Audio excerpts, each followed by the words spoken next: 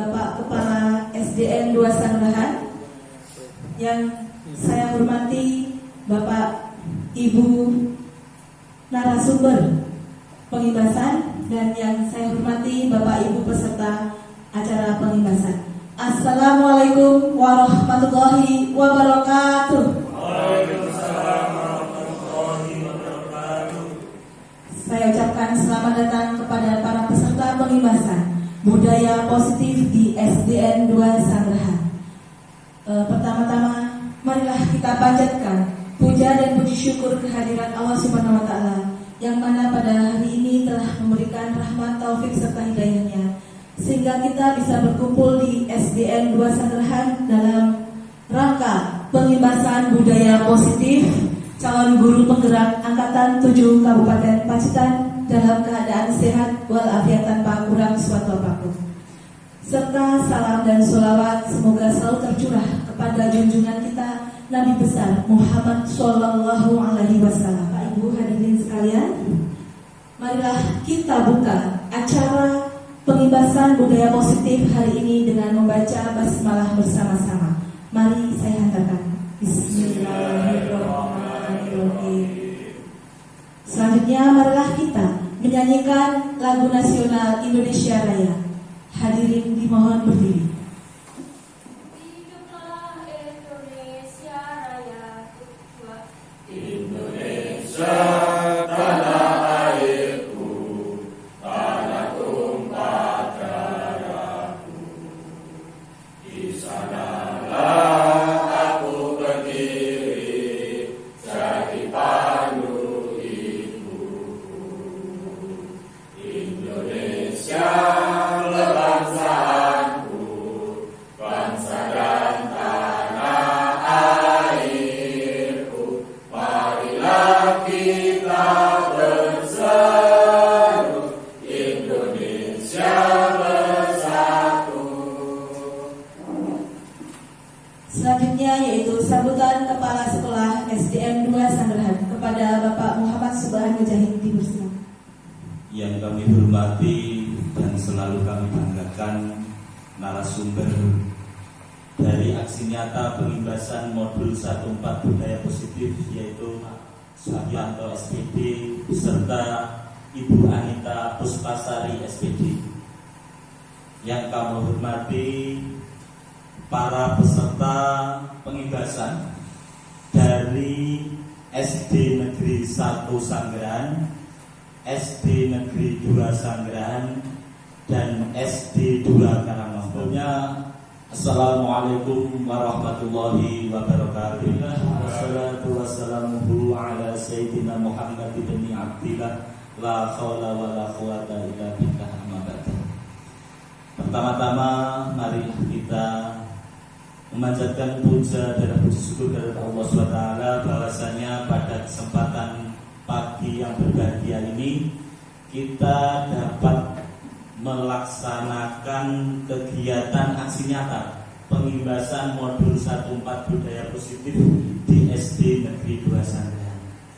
Kedua kalinya sholawat beserta salam semoga tetap terlimpahkan pada junjungan Nabi besar Muhammad Sallallahu Alaihi Wasallam yang sangat kita harapkan syafaat beliau nanti di yaumul qiyamah. Bapak Ibu guru narasumber beserta Bapak Ibu guru peserta pengibasan yang kami hormati. Pertama-tama kami selaku Kepala Sekolah SD Negeri 2 Sanggrahan mengucapkan terima kasih yang sebesar-besarnya dan memberikan apresiasi yang setinggi-tingginya atas terlaksananya aksi nyata pengibasan modul 14 budaya positif dari Bapak Sugianto SPD dan Ibu Anita Puspasari selaku calon penggerak angkatan 7 Kabupaten Pacitan. Kita di sini bersama-sama melaksanakan kegiatan ini dengan harapan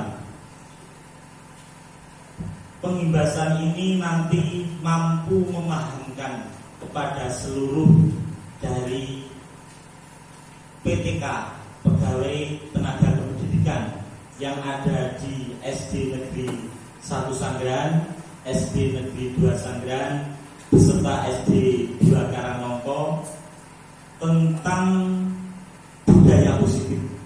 Jadi budaya positif ini harus selalu ada dan senantiasa ada dalam setiap gerak di dalam pembelajaran di SD. Kemudian kami berharap dari pengibasan ini nanti kita mampu menerapkan di lembaga masing-masing, di lembaga SD Negeri 1 Sanggeran, SD Negeri 2 Sanggeran beserta SD 2 Karangnongko. Bapak Ibu guru peserta pengibasan yang berbahagia, penerapan dalam pembelajaran aksi nyata dari budaya positif ini nanti semoga sangat bermanfaat dalam rangka membentuk karakter siswa sesuai dengan profil pelajar Pancasila. Demikian sambutan kami selaku Kepala Sekolah SD Negeri 2 Sanggeran. Ada hal-hal yang kurang berkenan, kami mohon maaf yang sebesar-besarnya. Wallahul muwaffiq ila aqwamit thoriq. Wassalamualaikum warahmatullahi wabarakatuh. Waalaikumsalam warahmatullahi wabarakatuh.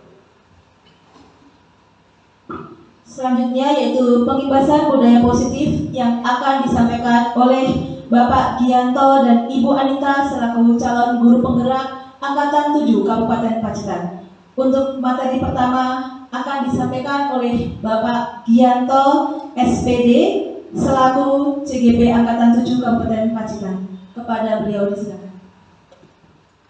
Bismillahirrahmanirrahim. Assalamualaikum warahmatullahi wabarakatuh. Waalaikumsalam warahmatullahi wabarakatuh. Jangan tegang Bapak Ibu, rileks mawon. Sebelum saya menyampaikan apa yang menjadi materi kita pada siang kali ini, tentunya saya ucapkan syukur alhamdulillahirabbil alamin kepada Allah Subhanahu wa taala yang mana pada kesempatan siang kali ini kita diberikan nikmat kesempatan, nikmat hidup dan nikmat Islam sehingga kita mampu melaksanakan tugas pada siang kali ini tanpa ada aral suatu apapun.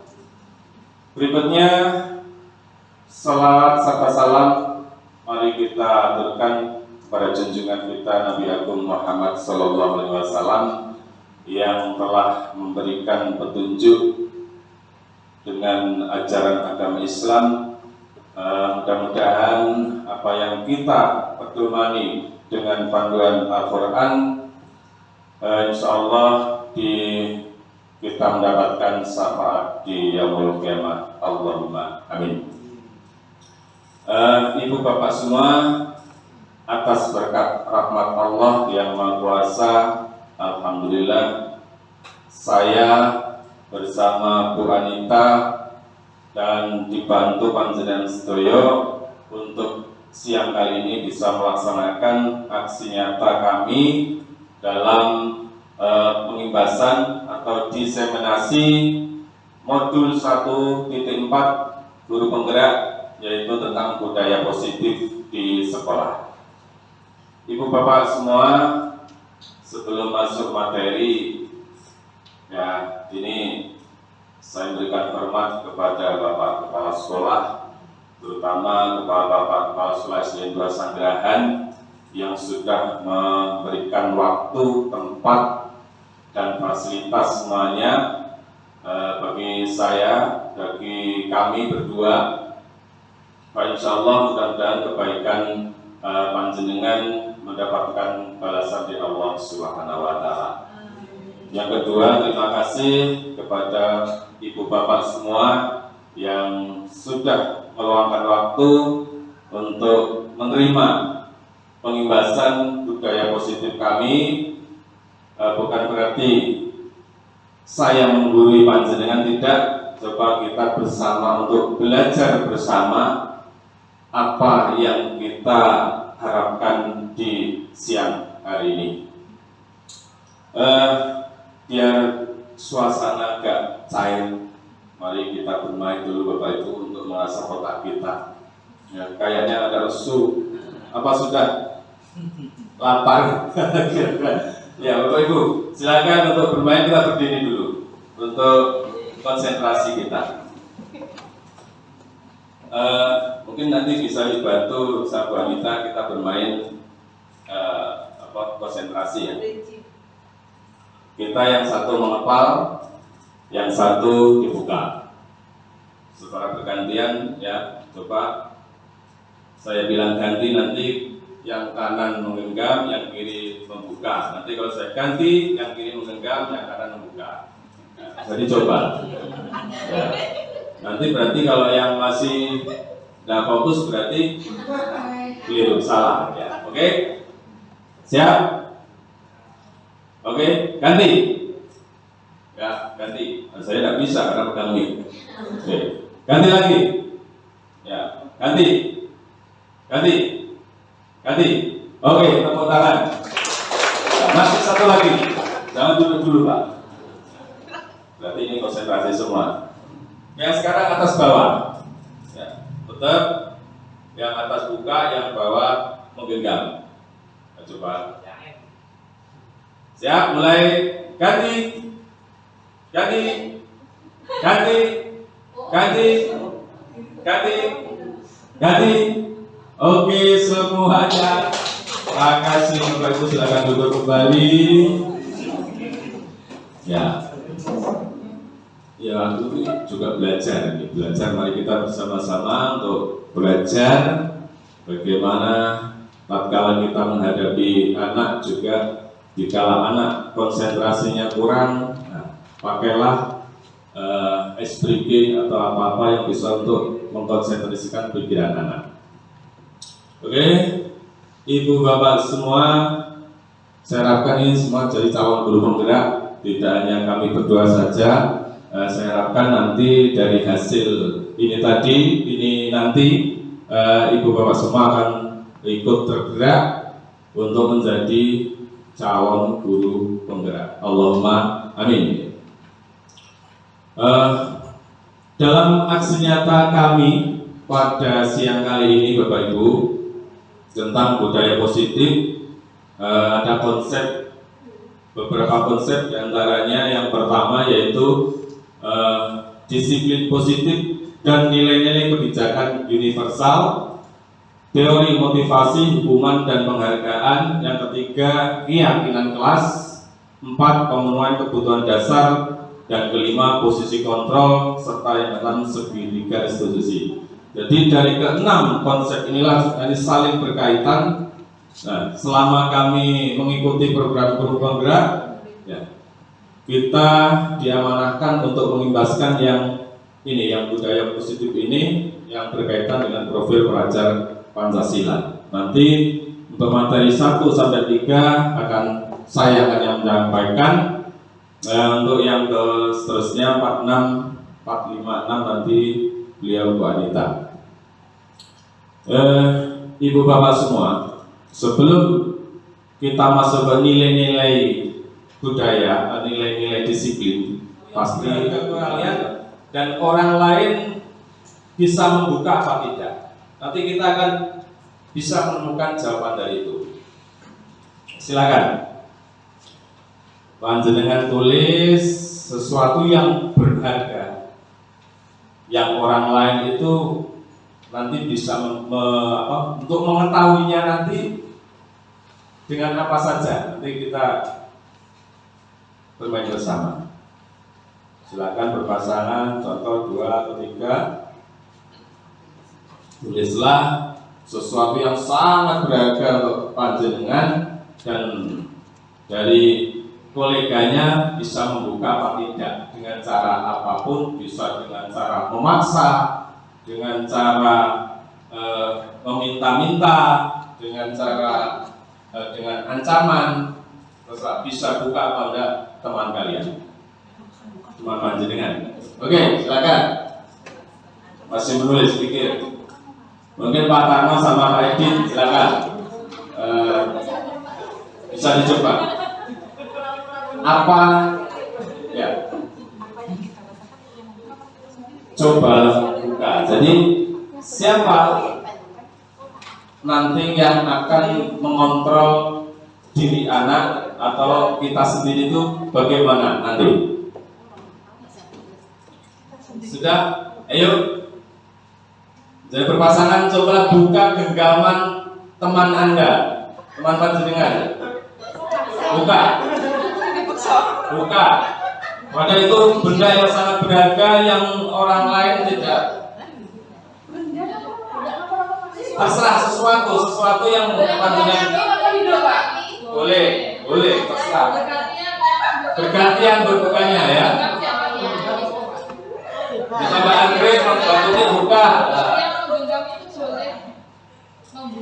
Yang menggenggam orang lain atau tidak? Ya. Boleh atau tidak itu terserah kalian. Ayo Pak Tarno dan Bapak, nanti masing-masing akan saya mintai masukannya. Oke, cukup. Saya ingin satu atau dua nanti dengan peristiwa itu apa sebenarnya yang panjenengan dapatkan. Saya coba untuk dari pasangannya Mbak Andrit sama Bu Tuti, silakan.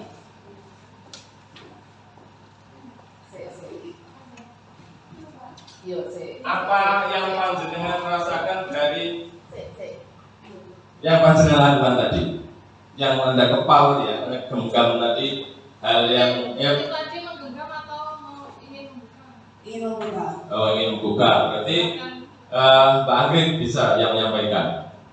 Mempertahankan tadi alasannya apa? Karena ini kan sesuatu yang berharga, jadinya kita harus berusaha untuk mempertahankan apa yang kita punya. Ya, terima kasih, tepuk tangan. Mungkin ada pendapat yang lain, silakan. Mbak Tuti juga ada apa-apa, Bu Dengan pendapatnya Rita, Bu Lastri. setuju.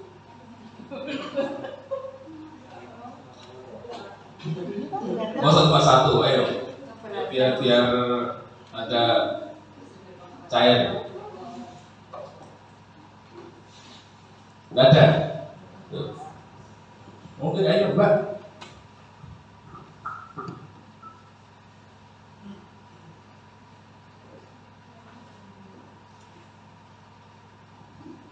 Tadi jawabannya akan mempertahankan sekuat tenaga. Nah, kita lihat sekarang.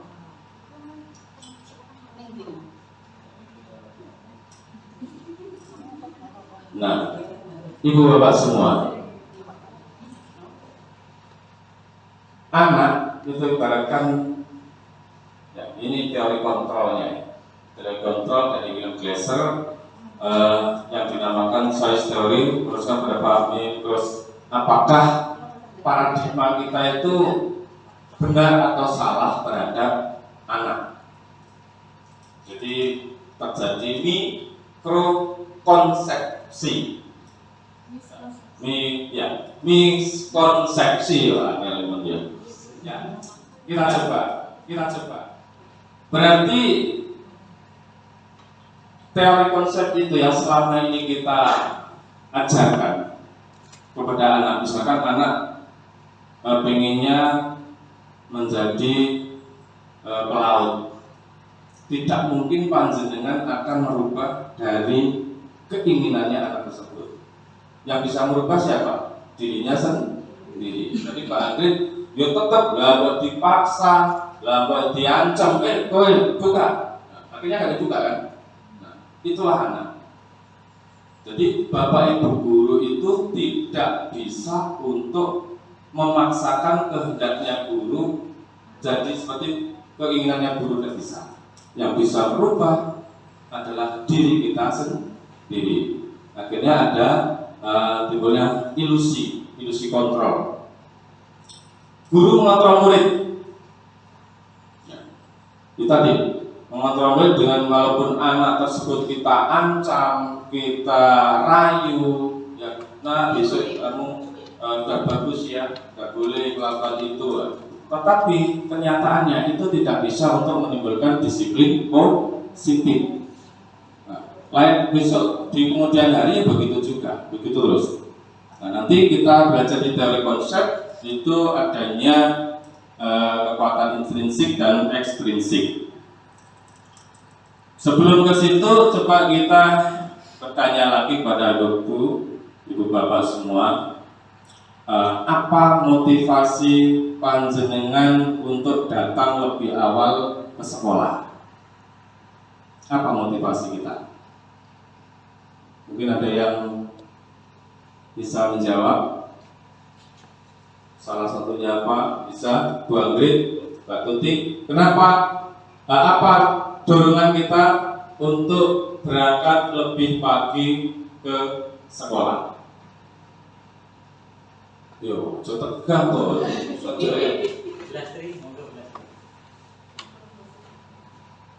Mungkin Apa? untuk menyambut anak-anak supaya mereka bisa lebih semangat dalam belajarnya. Menyambut anak untuk belajar lebih semangat. Ya, kita aplaus untuk Bu Tuti. Ada yang lain? Menyambut anak berarti konsep diri kita itu yang mempengaruhi adalah orang lain supaya kita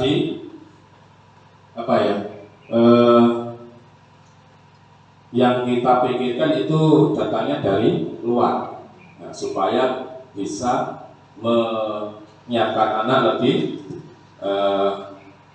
enak atau lebih nyaman. Berikutnya mungkin segera bertemu dengan anak-anak untuk memulai kegiatan di hari ini. ya, berarti itu kalau saya artikan, kalau sudah mulai disiplin itu kita timbul namanya kekuatan intrinsik. Kalau yang ekstrinsik diantaranya, oh saya kalau datang lebih awal akan diberi penghargaan oleh kepala sekolah, dia tidak macet di jalan. Nah, itu kekuatan ekstrinsik. Tapi kalau intrinsik, dimanapun walaupun kita dipuji, kita dikasih penghargaan, hadiah, kalau kekuatan itu datangnya dari dalam, oh saya akan lebih bisa untuk psikis, menyiapkan psikis kita untuk besok pagi, kalau untuk melakukan pembelajaran di kelas itu datangnya dari dalam. Itu nanti akan kita bahas di berikutnya.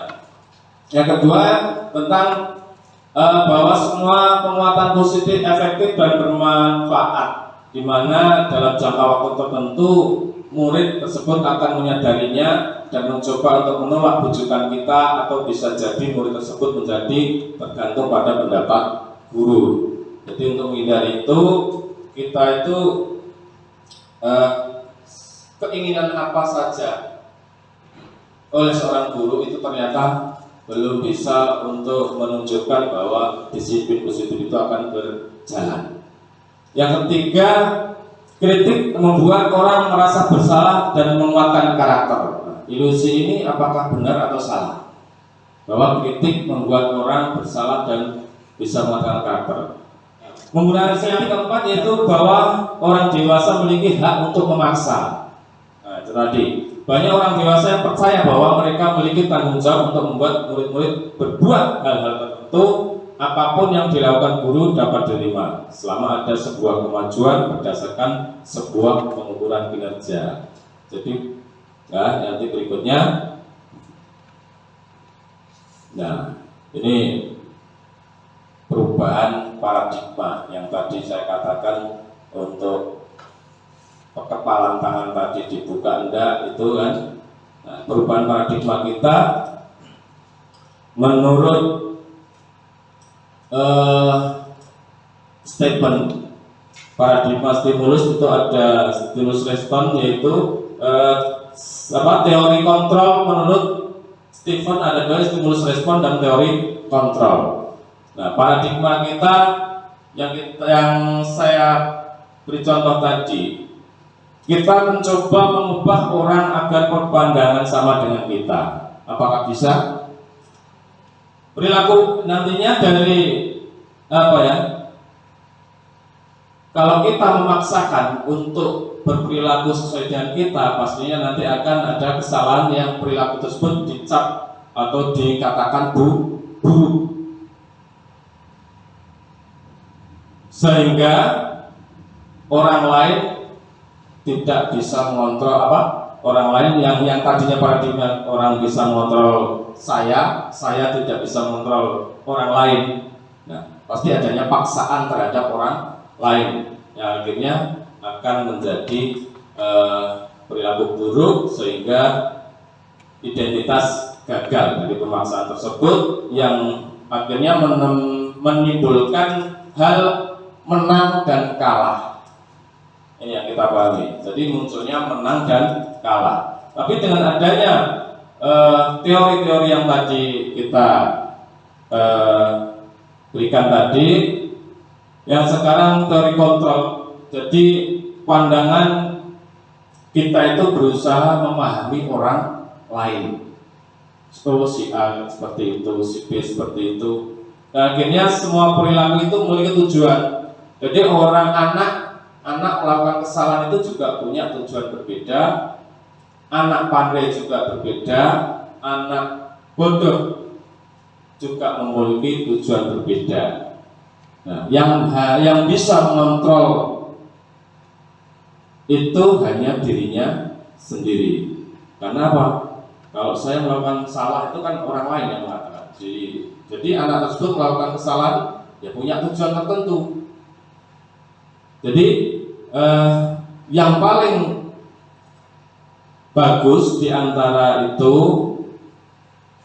karena masing-masing punya tujuan yang berbeda-beda, yaitu kita menciptakan suatu kolaborasi yang akhirnya tidak ada menang kalah lagi, yang adanya menang sama menang. Ya, jadi dengan paradigma itu mari kita rubah. Dengan adanya teori itu kita mengkaji diri kita sendiri apakah sudah pas atau belum. Ya, kita jawabkan pada diri kita sendiri. Berikutnya Bu. Nah, dari berbagai teori tadi bahwa disiplin sering dihubungkan dengan peraturan, tata tertib, hukuman, padahal itu sesungguhnya sangat berbeda karena belajar tentang disiplin positif tidak harus dengan memberi hukuman. Jadi seperti tadi untuk membudayakan disiplin positif kita harus tahu tentang pemahaman terhadap orang lain. Apakah dengan cara kolaborasi yang paling tepat saya kira. Yang kedua dalam budaya kita makna kata disiplin dimaknai menjadi sesuatu yang dilakukan seorang pada orang lain untuk mendapatkan kepatuhan. Kita cenderung menghubungkan kata disiplin dengan ketidaknyamanan. Jadi kalau kita anak itu sering misalkan ya sesuai pengennya, sebagai contoh ini dilarang datang terlambat.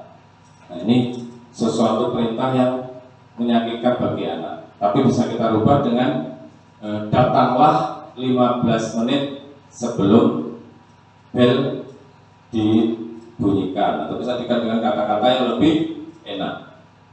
Berikutnya Bu.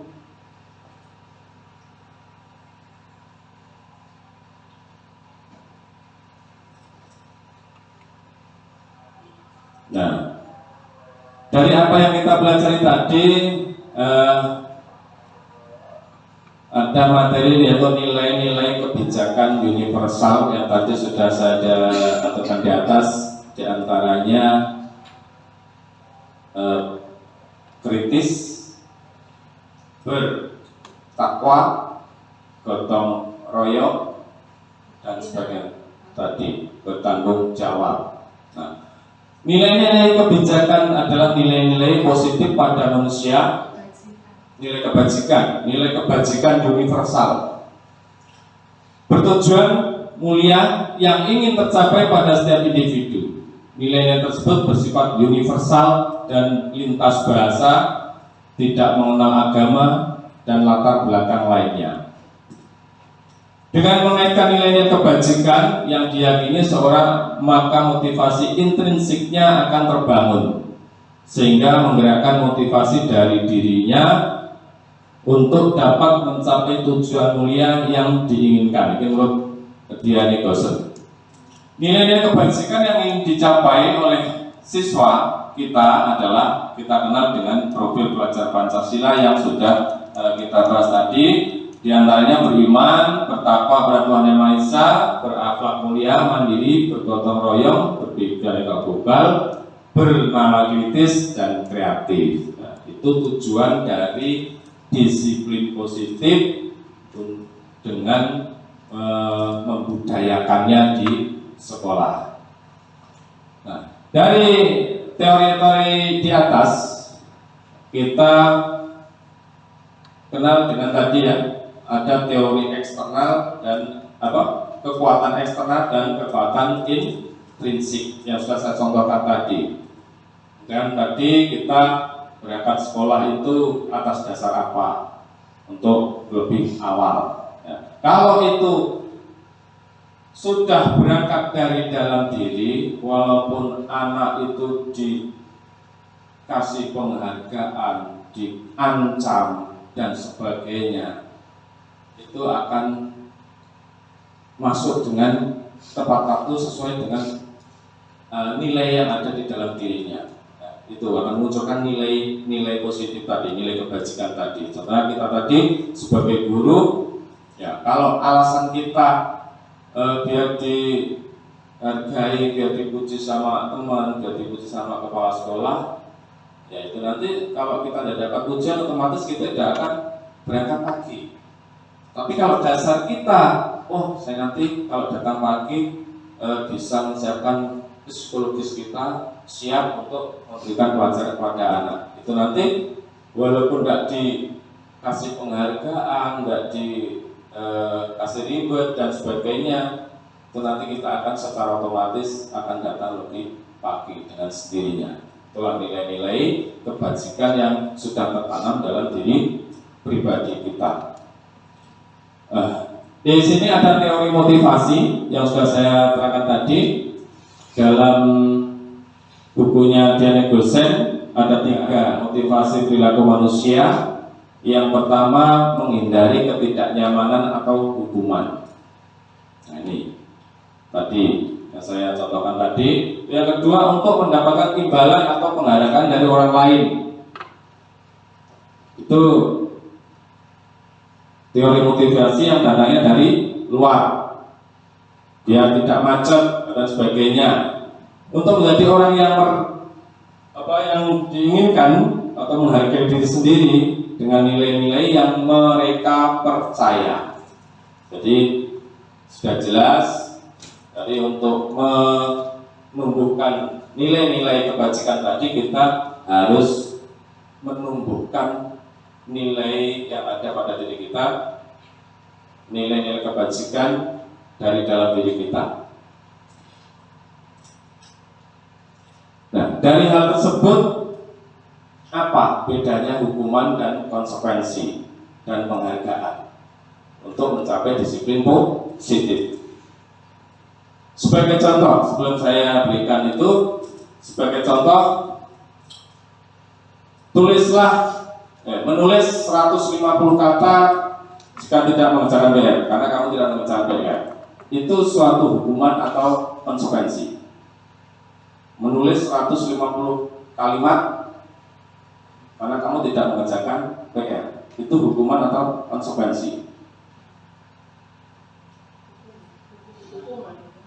Hukuman. Ya, nanti bisa kita bedakan. Sekarang begini, anak berlari keliling lapangan karena dapat konsekuensi? Konsekuensi. Berarti sudah bisa membedakan Bapak Ibu ya antara hukuman dan konsekuensi. Jadi nanti ada munculnya kesepakatan. Ya, nanti kita bahas berikutnya. Nah, sekarang penghargaan. Dampak dari penghargaan baik jangka pendek dan jangka panjang ini tidaklah efektif, baik itu hukuman, penghargaan, terus ancaman, itu termasuk hukuman juga. Itu nanti dalam jangka panjangnya ini pengaruhnya tidak baik. Menurut Cohen, penghargaan atau hukuman adalah cara-cara mengontrol perilaku seseorang yang menghancurkan potensi untuk pembelajaran yang sesungguhnya. Menurut Cohen, secara ideal tindakan belajar itu sendiri adalah penghargaan yang sesungguhnya. Yang kedua, penghargaan merusak hubungan, menimbulkan rasa iri, tidak menyukai yang diberi penghargaan, tidak jujur, menciptakan persaingan dan kecemasan. Seperti yang saya contohkan tadi. Penghargaan dapat mengurangi ketepatan, dapat menurunkan kualitas.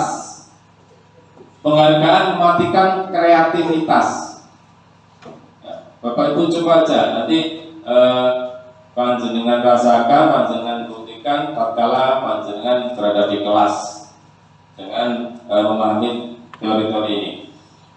Penghargaan menghukum mereka yang tidak mendapat penghargaan.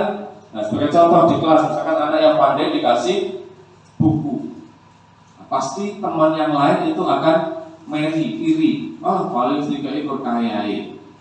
Hanya itu saja yang diberi. Akhirnya apa?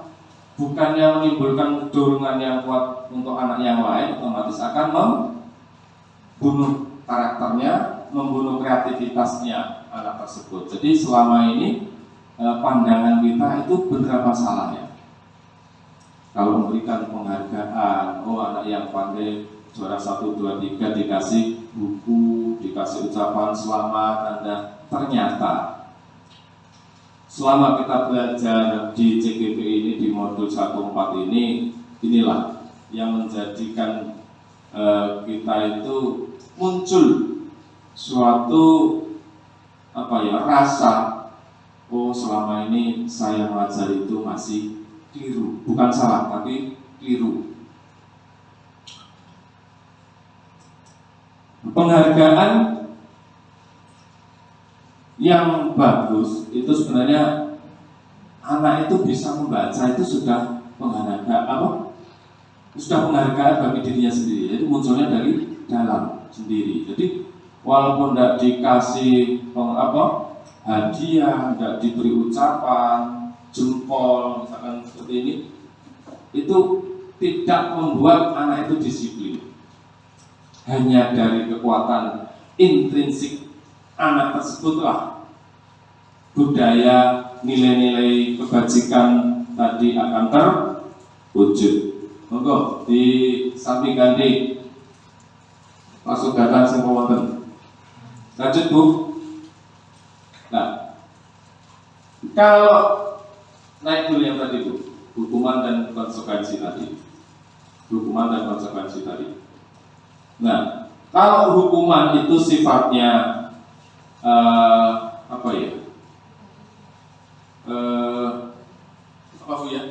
tiba-tiba ya. Hukuman itu tiba-tiba. Kalau konsekuensi itu sudah ada kesepakatan. Jadi anak tersebut tahu, misalkan tadi sebagai guru olahraga sudah ada peraturan tadinya, mungkin ada kesepakatan yang disepakati, anak yang terlambat datang 10 menit akan lari keliling lapangan. Dari hal tersebut anak akan jadi aku nanti besok kalau ada pelajaran lagi tidak akan terlambat karena nanti disuruh keliling lapangan. Nah itu yang kita harapkan seperti itu konsekuensi. Tapi kalau hukuman itu sifatnya tiba-tiba, kalau konsekuensi sifatnya netral. Jadi anak tersebut akan merasa terdorong dari dalam dirinya sendiri untuk tidak melakukan hal yang sama. Lanjut yang tadi Bu. Kalau tadi hukuman tiba-tiba istilahnya menyakitkan, hukuman itu menyakitkan. Kalau konsekuensi itu netral, ada yang paling baik untuk teori kontrol kita adalah restitusi. Ini yang paling luar biasa, paling baik untuk kita lakukan. Nah, mudah-mudahan dengan adanya materi ini kita bisa merubah paradigma kita menjadi guru yang terus belajar untuk disiplin yang menumbuhkan nilai-nilai profil pelajar Pancasila. Kira-kira apa restitusi Bu? Sebenarnya hal ini sudah kita lakukan, cuma istilahnya saja yang bagi kita asing ya. Restitusi itu proses menciptakan kondisi bagi murid untuk memperbaiki kesalahan mereka.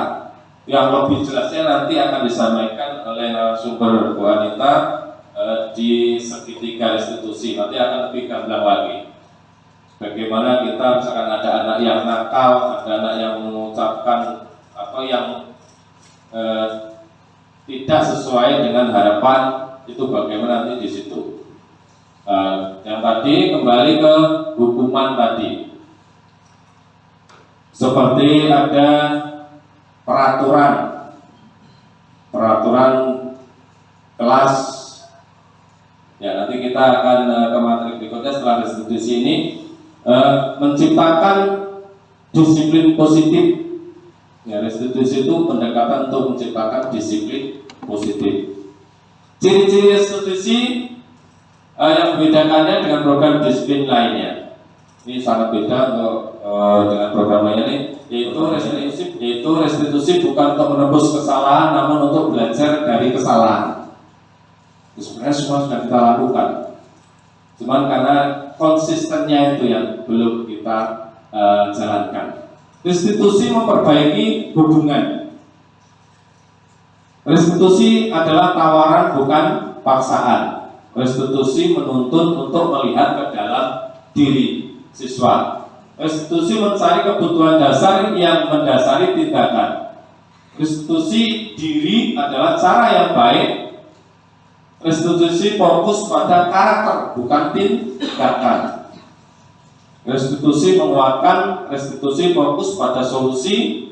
Restitusi menggalikan murid yang berbuat salah kembali pada kelompoknya, yang nanti akan disampaikan oleh Bu Anita secara detail. Lanjut. Nah, tadi dari hukuman, dari konsekuensi yang akhirnya adanya keyakinan kelas. Dengan apa? Kalau seperti yang saya ucapkan tadi, anak untuk lari 10 keliling lapangan jikalau terlambat 10 menit. Nah, kalau itu sudah menjadi keyakinan kelas, itu kemungkinan dari dalam diri anak akan berubah. Tapi kalau itu namanya peraturan itu menyakitkan, karena di kemudian hari anak tersebut ya akan kembali lagi ke kesalahan berikutnya lagi. Jadi nilai-nilai positif kebajikan nilai persoalan ini tidak akan muncul. Contoh kemarin ada keyakinan kelas yang kita buatnya. Jadi bawah di sini. Di kelas setiap untuk menunjukkan pada videonya. Ya nanti bisa ditunjukkan kepada Bapak Ibu guru apa tahu keyakinan kelas itu, mengapa kita penting dengan keyakinan kelas. Keyakinan kelas atau sekolah itu merupakan upaya untuk membudayakan nilai-nilai positif. Keyakinan kelas menjadi fondasi dan arah tujuan sebuah sekolah atau kelas yang akan menjadi landasan dalam memecahkan konflik atau permasalahan di sekolah atau kelas. Mengapa keyakinan kelas bukan peraturan kelas? Keyakinan adalah nilai-nilai kebajikan yang telah disepakati secara tersurat maupun tersirat lepas dari latar belakang dari anak tersebut, baik negara, baik agama, baik dari komunitas apa, suku dan lainnya, di mana dengan menekankan keyakinan seseorang akan termotivasi dari dalam sehingga lebih tergerak dan bersemangat dalam menjalankan keyakinannya daripada hanya sekedar mengikuti serangkaian peraturan yang tertulis tanpa makna. Mungkin itu bisa dilihat nanti videonya setelah ini. Tahapan untuk menciptakan keyakinan kelas bisa kita mulai dengan curah pendapat tentang peraturan yang perlu disepakati di sekolah atau di kelas. Nah, contoh misalkan kalau peraturan dilarang makan saat diajar. Nah, itu untuk dengan teori motivasi ini kita tidak diperkenankan. Jadi nilai-nilai kebajikan apa di dalam kelas tersebut kita tumbuhkan atau untuk menimbulkan atau munculkan keinginan anak apa, kesepakatan apa yang harus dicapai di kelas. Nanti bisa dicobakan dalam video, bisa dilihat. Mencatat semua masukan para murid dengan mencatat di papan tulis atau kertas besar, kertas folio atau kertas yang manila itu, nanti ada kertas yang bergambar warna-warni, itu bisa ditulis, bisa untuk kreativitas anak atau mendorong motivasi anak untuk mengeluarkan suatu pendapat. Keinginannya apa? Menyusun keyakinan kelas dengan menggunakan atau merubah kata negatif ke kalimat positif yang tadi depan saya contoh. Tinjau kembali hasil curah pendapat di mana apabila masih menemukan pernyataan yang ditulis masih berupa peraturan, maka temuan nilai kebajikan yang dituju dari peraturan tersebut. Jadi dari kumpulan anak-anak memberikan masukan, memberikan peraturan itu, kalau masih sesuai dengan ada nilai-nilai peraturannya, itu nanti dikaji ulang sehingga terbentuk keyakinan kelas yang sesuai dengan harapan. Sebaiknya keyakinan kelas atau sekolah itu jangan terlalu banyak, karena kalau terlalu banyak anak akan susah untuk mengingatnya. Jadi 3 atau 5 sampai 7 saja yang kata-kata yang mudah diingat. Setelah keyakinan sekolah selesai dibuat, ditinjau ulang, maka disepakati oleh semua warga kelas, khususnya siswa. Bisa juga nanti kalau lebih intensif lagi ke keyakinan sekolah. Mudah-mudahan nanti bisa terwujud. Bisa diletakkan di tempat yang mudah dilihat oleh semua warga kelas. Bisa dilihat videonya. Nah, ini keyakinan kelas yang dilakukan Bu Anita di kelasnya. Silakan disimak.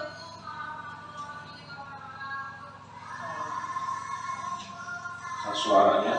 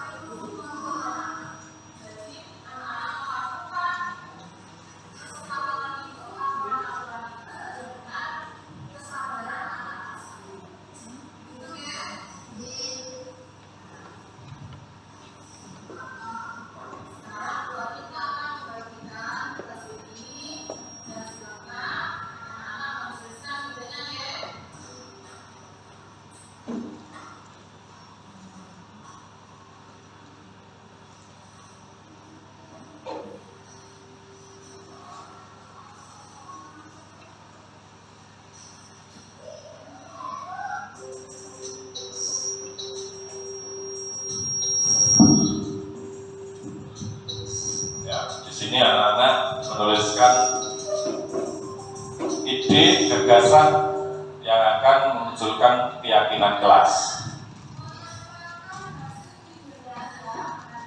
Jadi dari hasil tulisan anak tersebut dikumpulkan di depan, bersama-sama nanti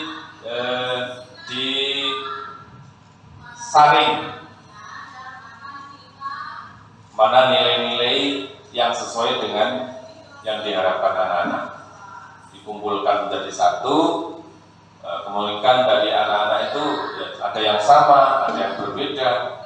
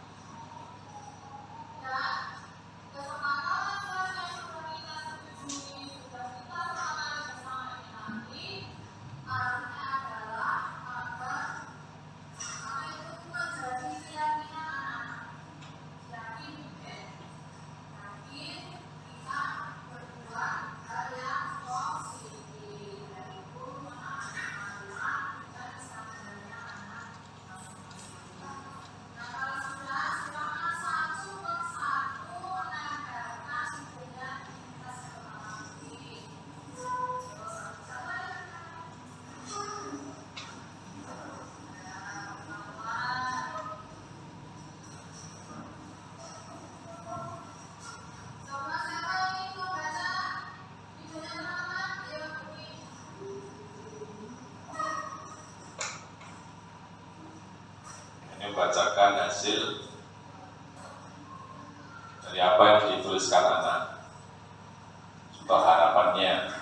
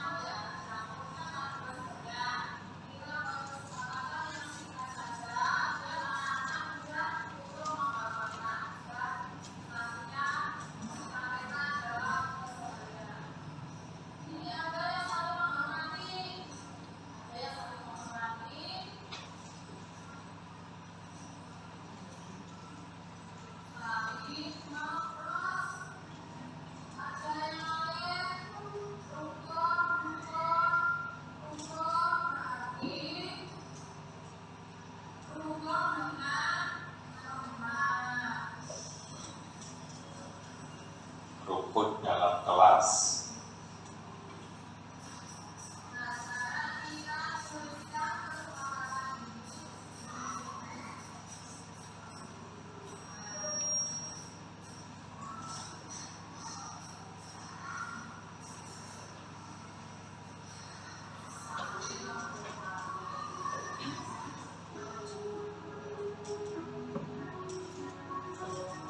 Dari apa yang sudah dituliskan anak yang dirangkum, anak diajarkan untuk memberikan identitas pada keyakinan tersebut yang menjadi suatu kesepakatan bersama, sehingga anak tersebut ikut sebenarnya memberikan identitas di dalam nilai-nilai tersebut yang menjadi keyakinan semuanya.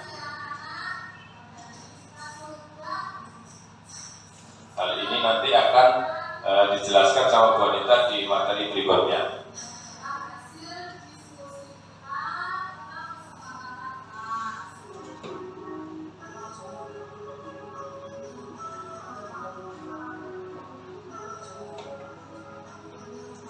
Nah, seperti yang saya utarakan di depan, bahwa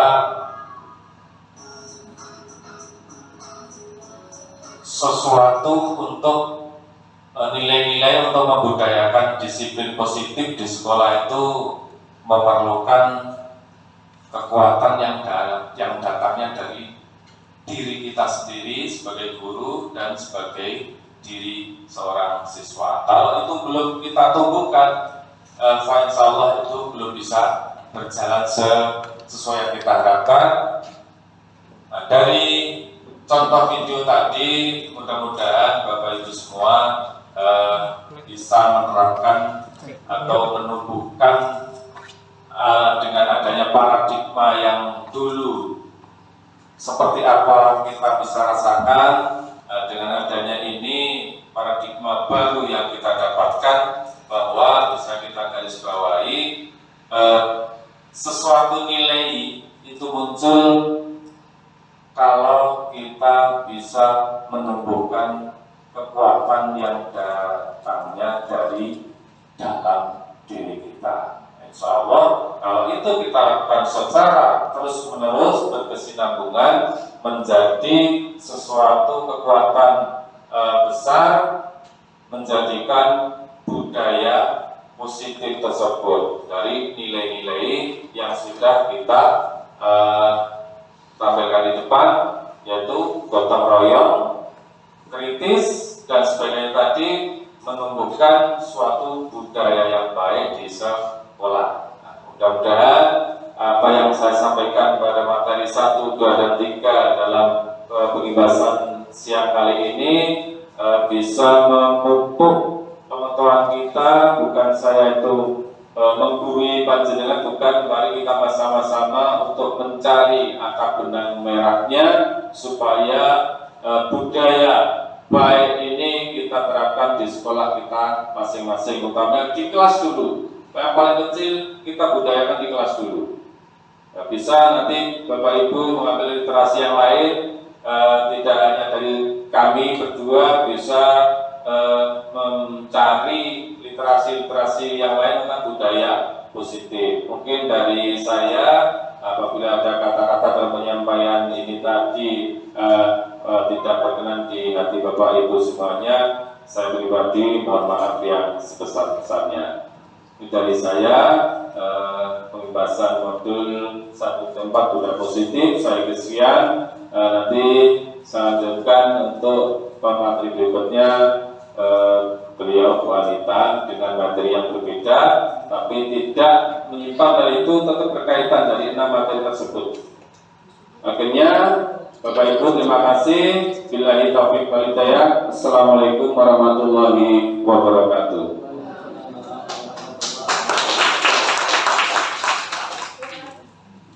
Demikianlah tadi penyampaian materi pengibasan oleh Bapak Gianto SPD. Untuk pengibasan kedua akan disampaikan oleh Ibu Anita Puspasari SPD. Kepada Ibu Anita, dipersilakan.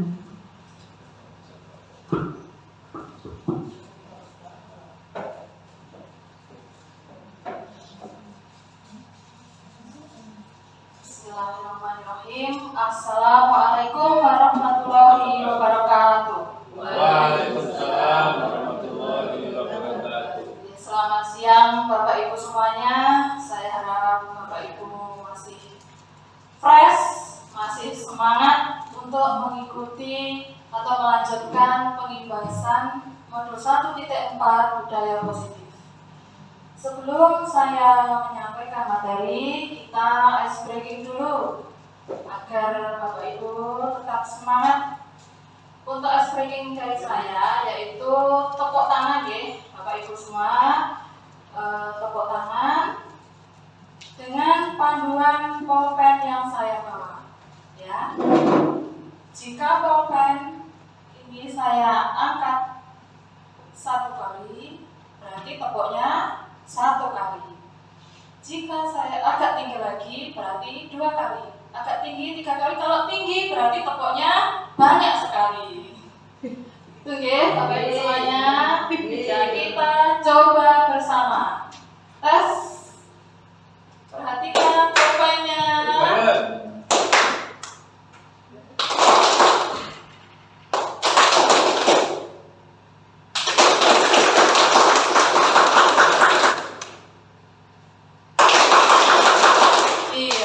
Bagus sekali. Tepuk tangan yang meriah untuk Bapak Guru hebat. Baiklah Bapak Ibu, saya akan melanjutkan materi dari Pak Gianto tentang budaya positif. Materi yang keempat adalah kebutuhan dasar manusia dan dunia berkualitas. Sebelumnya saya ingin Bapak Ibu berbagi pengalaman. Dengan pertanyaan pematik, apakah Bapak Ibu pernah mengalami atau menghadapi anak-anak yang mempunyai masalah? Misalnya, kalau saya itu ada satu anak, kalau dalam pembelajaran itu menulisnya lama. Ada nggih kemungkinan dari Bapak Ibu? Atau mungkin menulisnya sambil kepalanya ditaruh di meja. Nah, itu kalau pengalaman saya. Saya ingin Bapak Ibu juga berbagi pengalaman. Muridnya seperti apa? Apakah ada yang bermasalah seperti itu? Atau mungkin ada yang lain? Oke, silahkan salah satu dari Bapak Ibu semuanya. Mas Adi, yang IKM ini Monggo Pak. berarti pengalaman. Ya, terima kasih waktunya yang telah diberikan.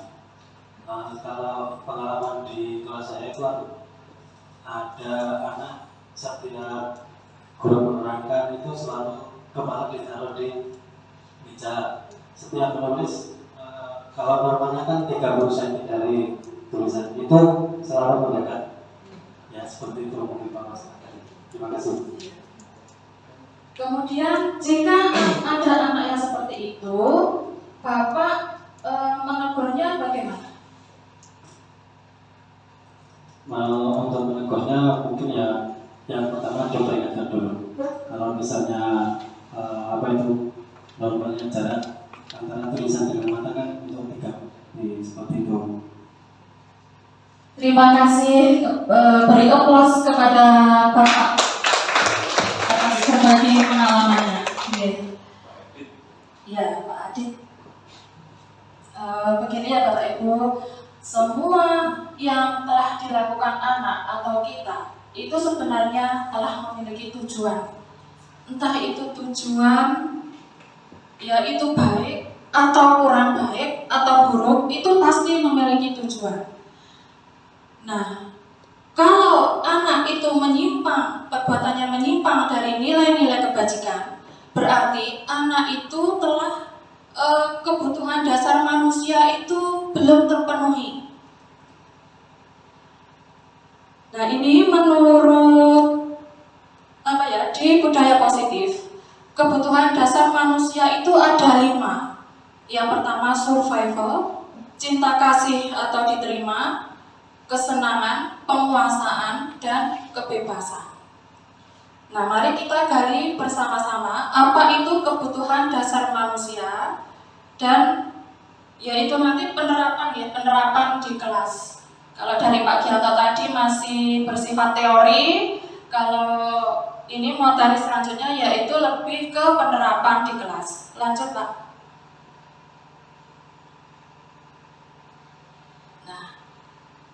Kebutuhan dasar manusia yang pertama yaitu survival atau kebutuhan bertahan hidup.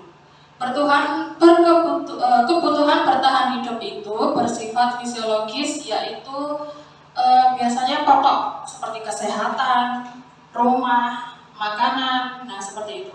Kalau psikologisnya yaitu kebutuhan yang bersifat aman. Nah, dari permasalahan yang dihadapi Bapak Edi tadi, kira-kira nanti ya kita analisis bersama, kita pahami bersama, kira-kira kebutuhan apa yang dibutuhkan anak tersebut, yaitu mulai dari kebutuhan hidup ya. Yang kedua, kebutuhan cinta dan kasih sayang, yaitu kebutuhan untuk diterima. Kebutuhan yaitu untuk mencintai, memiliki kebutuhan akan hubungan dan koneksi. Dalam kebutuhan ini, anak-anak itu ingin disayangi oleh temannya, ingin disayangi oleh gurunya, ingin disayangi oleh kepala sekolahnya, ingin disayangi oleh orang tuanya. Nah, kira-kira seperti itu agar anak itu bisa berkumpul bersama dalam kelompoknya. Lanjut Pak. Kebutuhan dasar yang ketiga yaitu penguasaan atau kebutuhan pengakuan atas kemampuan. Jadi anak itu juga butuh untuk diapresiasi atas keberhasilannya, dianggap berharga, kemudian bisa membuat perbedaan, bisa membuat pencapaian kompeten dan diakui, dihormati, didengarkan, ya seperti itu untuk kebutuhan penguasaan. Yang keempat, kebutuhan kebebasan atau kebutuhan akan pilihan. Dalam kebutuhan ini, anak-anak itu memiliki kebebasan yang tinggi. Biasanya, anak-anak seperti itu memiliki banyak bergerak, suka mencoba-coba, tidak terlalu terpengaruh orang lain, dan senang mencoba hal baru dan menarik. Lanjut, Pak. Kebutuhan dasar yang kelima yaitu kesenangan. Kebutuhan untuk merasa senang adalah kebutuhan untuk mencari kesenangan, ingin bermain, tertawa. Mereka juga konsentrasi tinggi saat mengerjakan pelajaran yang disenangi. Nah itu. Nah dari permasalahan yang dihadapi Bapak Edi tadi, kemungkinan kebutuhan dasar apa yang belum terpenuhi pada anak tersebut. Kita analisis dahulu. Kalau anak itu ingin mencari kesenangan, ya memang saya suka Pak menulis seperti ini, seperti itu. Kalau anak itu ingin bertahan hidup, menjawabnya bertahan hidup. Coba balik lagi Pak.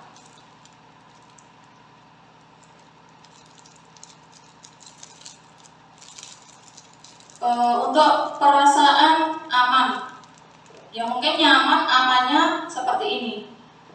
Kemudian kalau nyaman, aman seperti ini, tapi itu adalah yang salah ya. Kalau menulis atau itu membaca dengan kepala ditaruh di meja itu kan salah. Ya nanti berarti anak itu membutuhkan kebutuhan bertahan hidup. Jadi kita memberikan kebutuhan itu ya dengan memberikan pemahaman-pemahaman tentang sikapnya yang keliru itu. Kemudian jika cinta anak memerlukan kebutuhan untuk diterima, ya mungkin bapak merasa anak itu kurang perhatian kepada anak. Jadi dia bersikap seperti itu, ingin bapak itu lebih peka terhadap anak itu, lebih mendekat pada anak itu. Nah seperti itu. Yang ketiga yaitu kebutuhan penguasaan atau kemampuan. Lah mungkin anak bersikap seperti itu, anak itu, saya itu sudah pintar tapi bapaknya tidak mengapresiasi saya, tidak mengasih jempol kepada saya. Yus aku tak ngene-ngene. Ya mungkin seperti itu. Kebebasan kebutuhan akan pilihan. Nah ini kebutuhan kebebasan yang tinggi menginginkan pilihan. Mereka perlu banyak bergerak, suka mencoba-coba, tidak terlalu terpengaruh orang lain, dan senang mencoba hal baru. Ya mampu mengendalikan arah.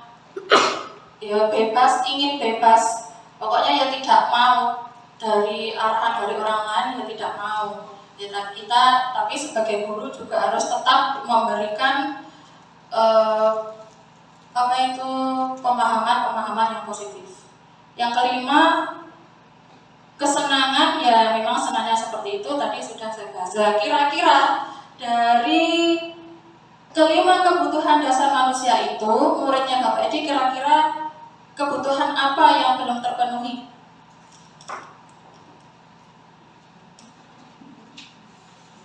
Mungkin Bapak Ibu yang lain bisa menjawab. Tergantung dengan alasan si anak.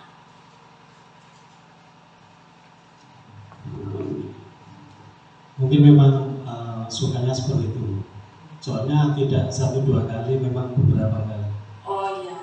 Iya, berarti ya kita sebagai guru perlu terus memantau anak, menganalisis anak, atau mungkin di rumahnya ada dengan orang tua, mungkin hubungan dengan orang tua belum kurang terbuka mungkin. Ya, jadi kita sebagai guru itu harus benar-benar menganalisis, merefleksi kebutuhan anak tersebut dengan ini ya, 5 kebutuhan dasar manusia. Sementara itu untuk kebutuhan dasar manusia. Nah, untuk apa tahu kita mengetahui kebutuhan dasar manusia, yaitu terutama pada anak, yaitu agar anak itu bisa masuk dalam dunia berkualitas. Dunia berkualitas itu apa? Yaitu tempat khusus dalam pikiran yang menyimpan gambaran dari semua yang diinginkan.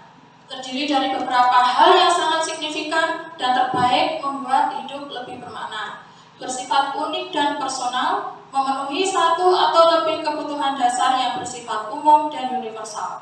Jadi, jika anak itu telah terpenuhi kebutuhan dasarnya, mungkin 1 kebutuhan atau 2 kebutuhan dasar bisa terpenuhi, insya Allah anak itu tidak akan berbuat hal-hal yang tidak sesuai dengan nilai-nilai kebajikan.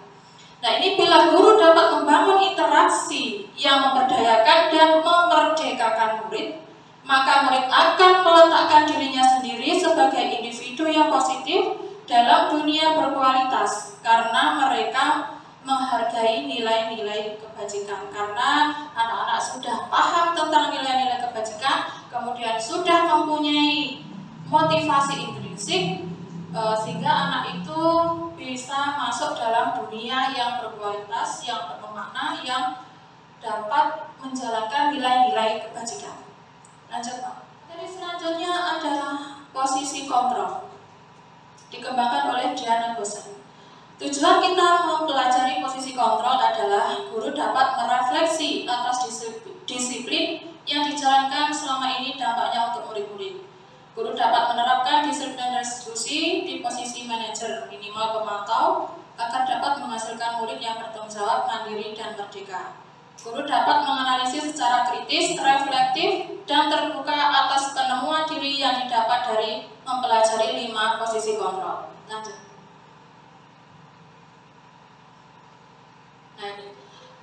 Posisi kontrol itu ada 5. Yang pertama penghukum, B. Pembuat rasa bersalah, posisi kontrol sebagai teman, yang keempat sebagai pemantau, dan kelima adalah sebagai manajer.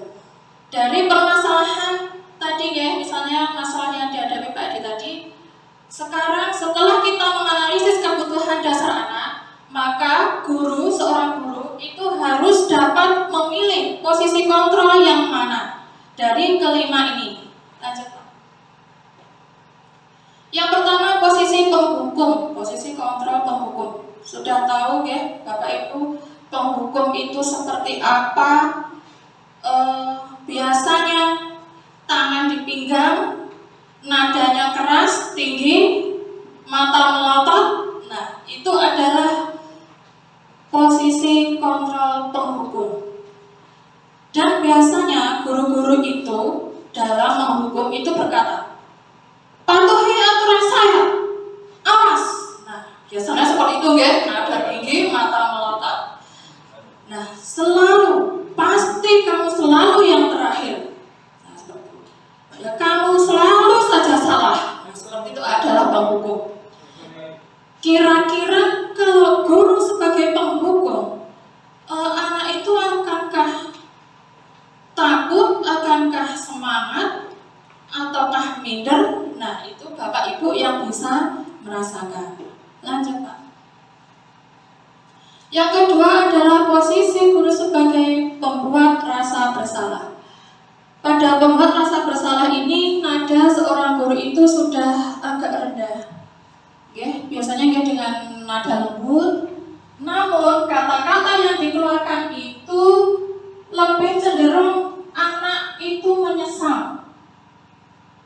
Nyapa aku berbuat salah seperti ini, salahku apa? Padahal kan berbuat salah itu tidak semata-mata keinginan anak, karena anak ingin itu mendapatkan kebutuhan itu.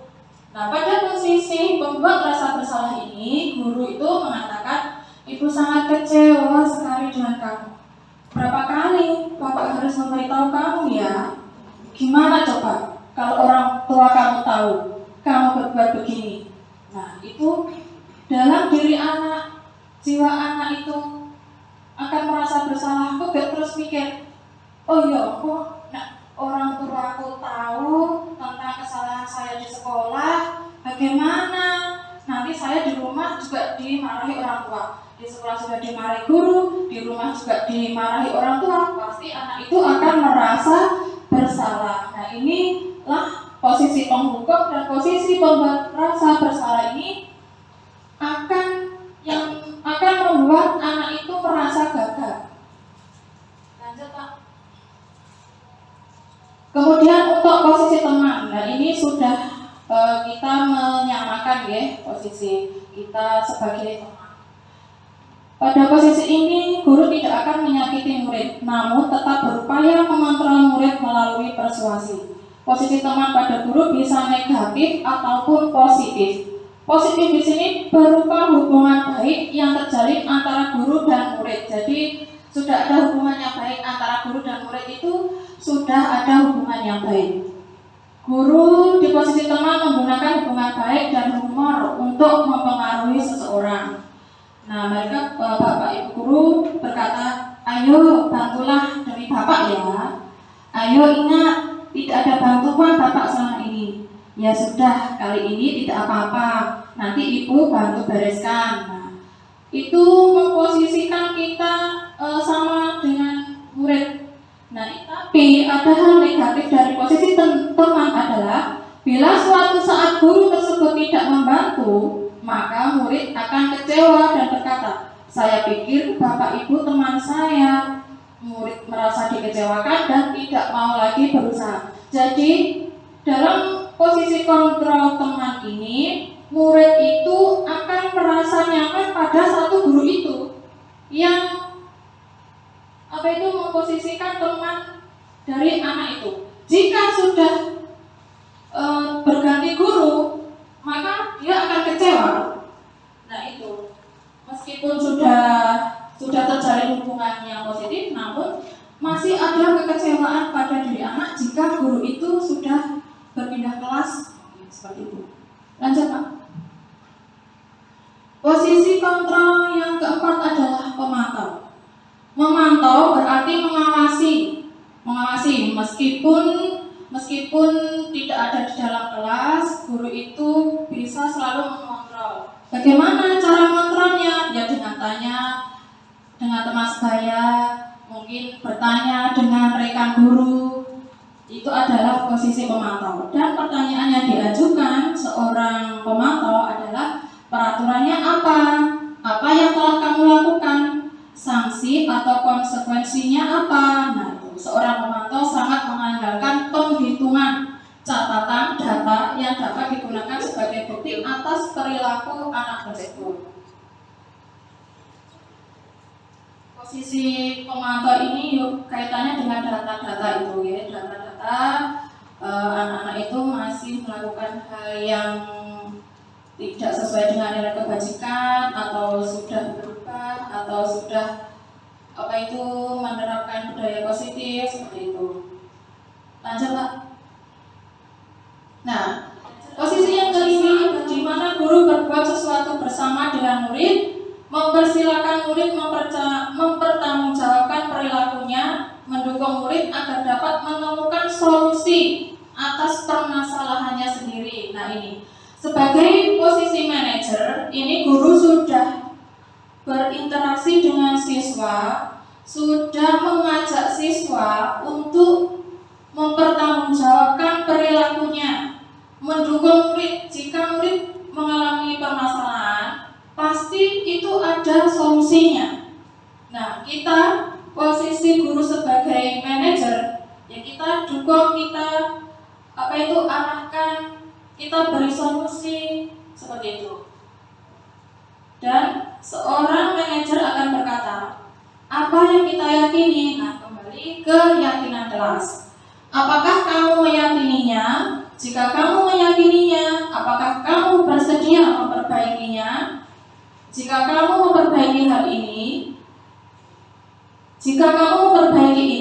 hal ini menunjukkan apa tentang dirimu? Apa rencana kamu untuk memperbaiki hal ini? Nah, ini guru sudah menunjukkan, mengajak siswa untuk menganalisis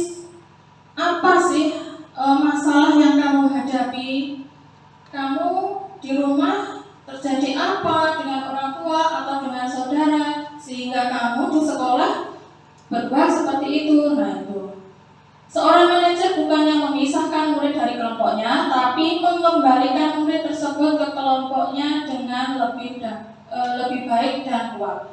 Jadi ketika anak sudah melakukan kesalahan itu adalah anak mengalami proses kegagalan. Jadi posisi kontrol yang ideal sesuai budaya positif itu adalah posisi kontrol sebagai manajer. Karena posisi manajer itu bisa juga sebagai teman, bisa juga sebagai pemantau. Nah itu, dan guru bisa menganalisis bersama, meyakinkan bahwa setiap permasalahan itu pasti ada solusinya. Lanjut, Pak. Nah ini adalah dialog contoh penerapan posisi kontrol manajer. Biar tidak ngantuk, silahkan Bapak Ibu bermain peran siapa yang menjadi guru dan siapa yang menjadi murid. Monggo. Monggo. Maju. Kedua. Monggo, beri tepuk tangan Pak. Ya semangat. Tepuk semangat. Semangat. Yo, Bapak Ibu. Dua Bapak Ibu guru. Ayo Bu. Kira apa? Hanya membaca Bu, ini hanya membaca. Ayo. Monggo. Arif. Ayo Pradi. Sebagai muridnya. Muridnya sampai.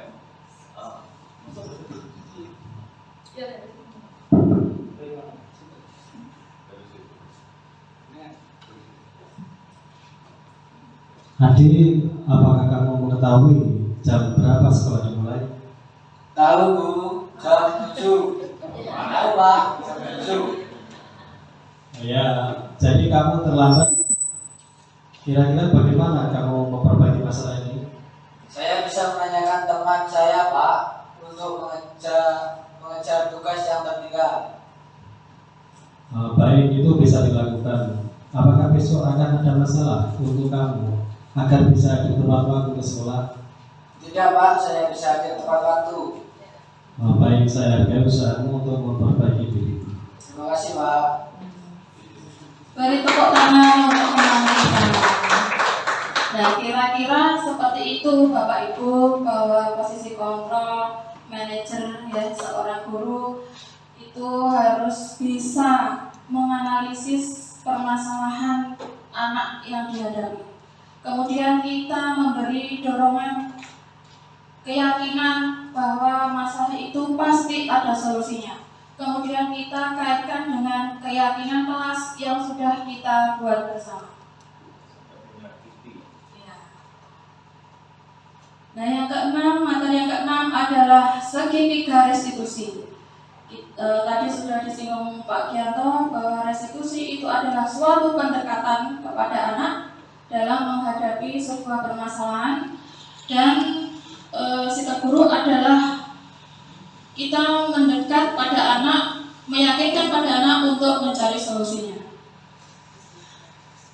Segitiga restitusi itu adalah sebuah tahapan untuk memudahkan para guru dan orang tua ataupun atasan dalam melakukan proses untuk menyiapkan anaknya untuk melakukan restitusi, bernama segitiga restitusi.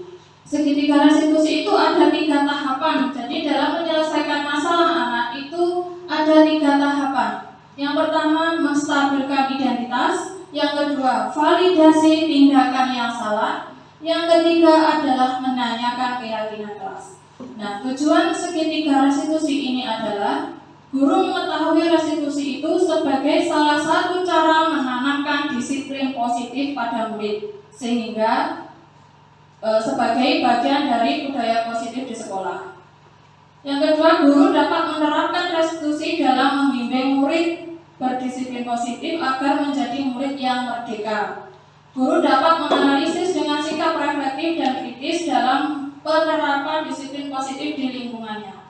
Nah, ini dari berbagai materi tadi itu selalu disinggung sebagai murid yang merdeka.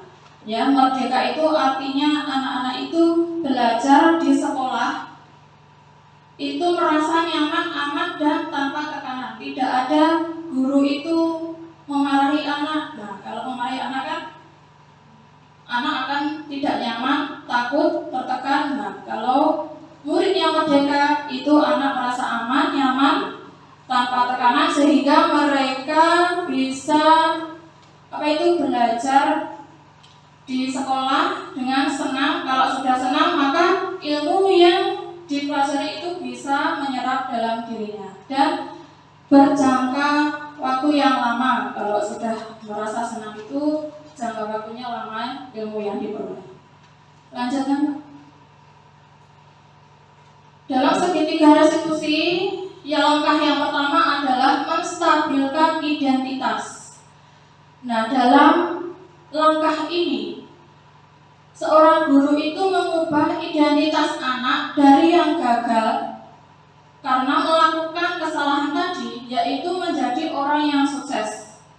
Jadi kalau anak sudah melakukan kesalahan itu, serasa dirinya itu gagal, menyesal, itu. Nah, ini dalam menstabilkan identitas, tugas guru itu adalah merubah anak dari gagal menjadi sukses. Nah, anak yang melanggar peraturan karena sedang mencari perhatian, seperti tadi. Dalam menstabilkan identitas itu banyak ya guru-guru mengatakan kalimat-kalimat seperti ini. Berbuat salah itu tidak apa-apa. Tidak ada manusia yang sempurna. Bapak ibu guru itu juga pernah melakukan kesalahan. Nah, kita yakinkan kita bisa menyelesaikan masalah ini. Bapak ibu tidak tertarik siapa yang salah dan siapa yang benar. Tapi Bapak ibu ingin kita mencari solusi bersama-sama dari permasalahan yang kamu hadapi. Kemudian kamu berhak merasa begitu. Apakah kamu sedang menjadi teman yang baik buat dirimu sendiri? Nah, itu guru membantu anak untuk tetap tenang. Kalau anak itu berbuat salah, takutnya luar biasa. Harus takut dimarahi guru, takut dimarahi orang tua. Itu takutnya sudah luar biasa. Ada yang nangis, dan ada yang pokoknya berkata-kata. Begitulah anak-anak. Nah, itu dalam menstabilkan identitas, guru itu mengajak anak untuk tetap tenang. Ya, tetap tenang bahwa kita semua itu pasti melakukan kesalahan. Ya, dan di setiap permasalahan itu pasti ada penyelesaiannya. Lanjut, langkah yang kedua adalah validasi tindakan yang salah. Ya, ini yang dilakukan guru adalah membantu murid mengenali kebutuhan yang ingin dipenuhinya ketika melakukan kesalahan. Nah, ini kaitannya dengan kebutuhan dasar manusia tadi. Jadi dalam validasi tindakan yang salah ini, kita mengajak murid apa itu kebutuhan apa sebenarnya yang kamu inginkan. Nah, ini dalam langkah validasi. Kemudian menurut teori kontrol, semua tindakan manusia, baik atau buruk itu pasti memiliki maksud dan tujuan. Tadi sudah dibahas. Kemudian kalimat-kalimat dalam memvalidasi tindakannya salah, yaitu guru bisa mengatakan seperti ini. Padahal kamu bisa loh melakukan yang lebih buruk dari ini. Nah, kamu pasti punya alasan mengapa melakukan hal seperti itu. Kita gali alasan kenapa anak itu bisa melakukan kesalahan atau melakukan yang tidak sesuai dengan nilai-nilai kebajikan. Kamu patut bangga pada dirimu sendiri karena kamu telah melindungi sesuatu yang penting baru. Jadi mungkin anak itu melakukan kesalahan itu karena ingin melindungi dirinya sendiri. Kemudian kamu boleh mempertahankan sikap itu, tapi kamu harus menambahkan sikap yang baru. Nah, guru itu mengatakan kamu boleh bersikap seperti itu, Namun nanti atau besok kamu itu harus menambahkan sikap baru yang lebih positif. Nah, tindakan guru memahami alasan dibalik tindakan si anak. Biasanya guru menyuruh anak itu untuk menghentikan sikap yang salah. Namun jika anak itu kita ayo kamu jangan berbuat seperti itu. Nah, mungkin anak itu malah dalam hatinya tidak nyaman. Nah, ini dalam validasi tindakan itu kita menggali alasan mengapa anak itu berbuat salah.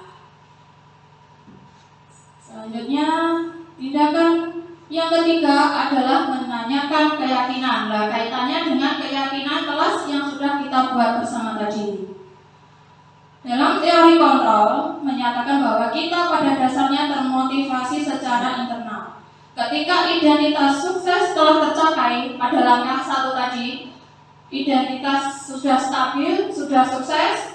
Kemudian langkah kedua yaitu tingkah laku yang sudah divalidasi itu juga sudah sukses. Maka kita kaitkan dengan keyakinan kelas yang sudah dia percaya.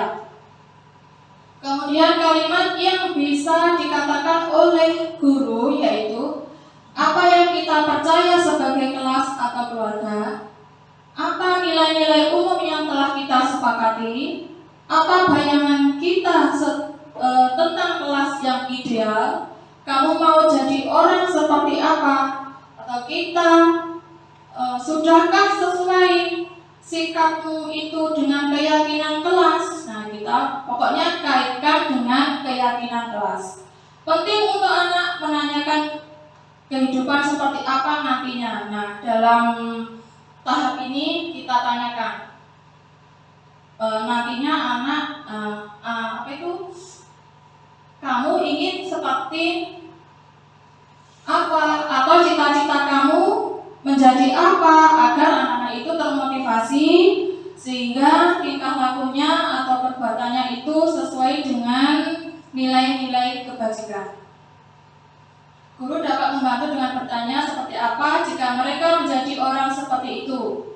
Ketika anak sudah mendapat gambaran yang jelas tentang orang seperti apa yang mereka inginkan, guru dapat membantu anak-anak tetap fokus pada gambaran itu. Nah, jika anak-anak sudah mempunyai gambaran yang tadi dalam dunia berkualitas, kan anak-anak itu sudah mempunyai gambaran. Cita-citaku menjadi seperti guru, seperti bapak ibu guru. Nah, sikapku berarti harus bagaimana? Nah, itu guru itu harus tetap membantu anak-anak tetap fokus dan mendampingi. Lanjut. Berikut adalah video penerapan penerapan segitiga restitusi yang dilakukan oleh Bapak Gianto.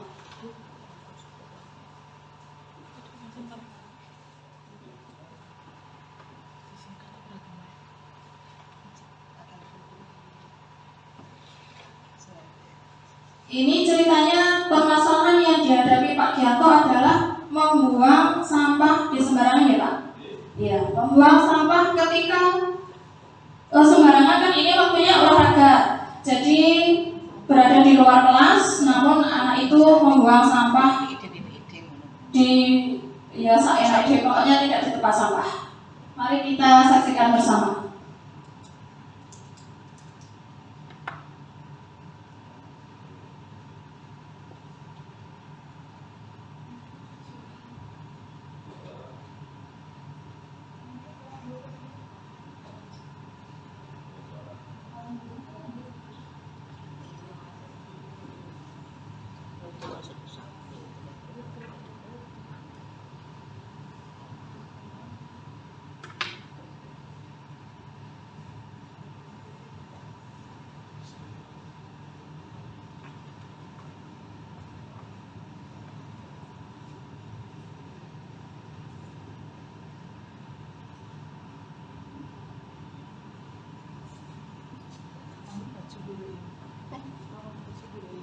Kapan?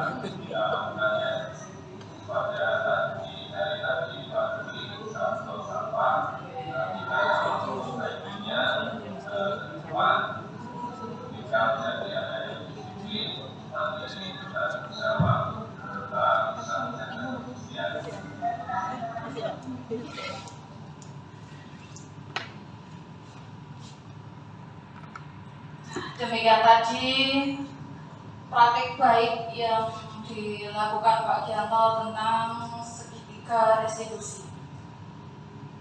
Kemudian ini adalah budaya positif yang ada di Sanggeran 2 yang sudah berjalan. Di antaranya peduli lingkungan setiap pagi dan setiap hari Jumat itu melaksanakan kegiatan bersih-bersih, ya Pak. Nah itu peduli dengan lingkungan, kita kembangkan karakter peduli dengan lingkungan. Budaya positif yang kedua di SDN Sanggeran yaitu beribadah. Beribadah ini adalah pembiasaan sholat duha dan sholat zuhur berjamaah. Yang ketiga adalah 5S, ya, sopan, santun, salam, senyum, sapa. Nah itu setiap awal masuk kelas dan pulang sekolah, atau mungkin kelas lain juga itu saling bersalaman jika berpapasan dengan Bapak Ibu guru kelas yang lain.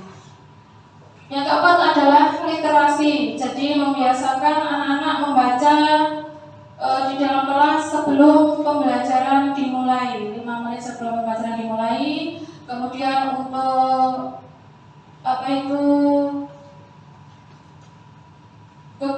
literasi yang lebih umum dilaksanakan di perpustakaan setiap 2 minggu sekali. Kemudian membuat keyakinan kelas. Nah, itu adalah budaya positif yang sudah diterapkan di SDN Rasanda. Ini budaya positif yang sudah tampak sudah ada hasilnya.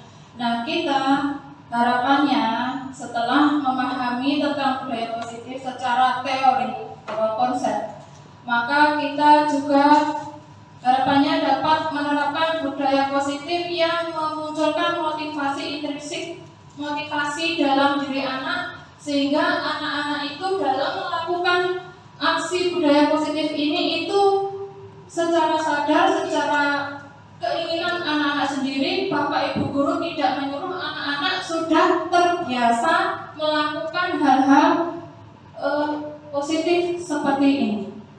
Harapannya seperti itu Bapak Ibu dalam pengimbasan budaya positif ini. Nah, terima kasih. Akhirnya sudah sampai di pengusul materi, sudah selesai Bapak Ibu, sudah habis materi budaya positif. Nah, itu tadi harapannya selain kita menerapkan budaya positif yang sudah ada, maka kami ingin Bapak Ibu juga menerapkan budaya positif yang dapat meningkatkan motivasi intrinsik pada anak.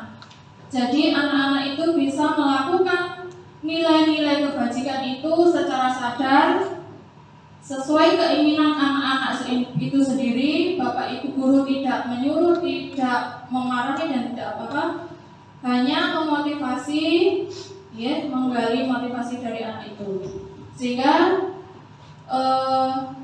tujuannya anak-anak dapat kuat karakternya sesuai profil pelajar Pancasila dan sesuai harapan pemerintah, yaitu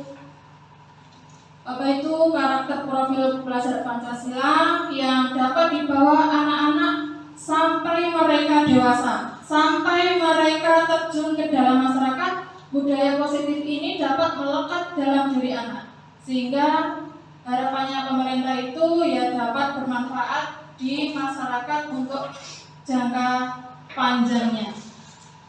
Demikian pengimbasan yang kami sampaikan Pak Dianto dengan saya, semoga bermanfaat oleh Bapak Ibu semuanya dan kedepannya dapat menerapkan budaya positif di kelasnya masing-masing, khususnya dan umumnya di sekolah masing-masing. Sekian akhirul kata, mohon maaf apabila ada kesalahan kata. Wassalamualaikum warahmatullahi wabarakatuh.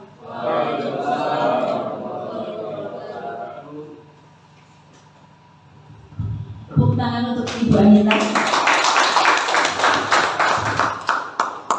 Demikianlah pengimbasan modul 1.4 budaya positif oleh Bapak Dianto SPD dan Ibu Anita Puspasari SPD CGP Angkatan 7 Kabupaten Pasar. Selanjutnya yaitu lain-lain. Mungkin ada dari Bapak atau Ibu yang ingin bertanya mengenai materi hari ini. Dipersilakan. Monggo yang ada pertanyaan. Atau mungkin ada yang mau sharing. Mungkin ada pengalaman.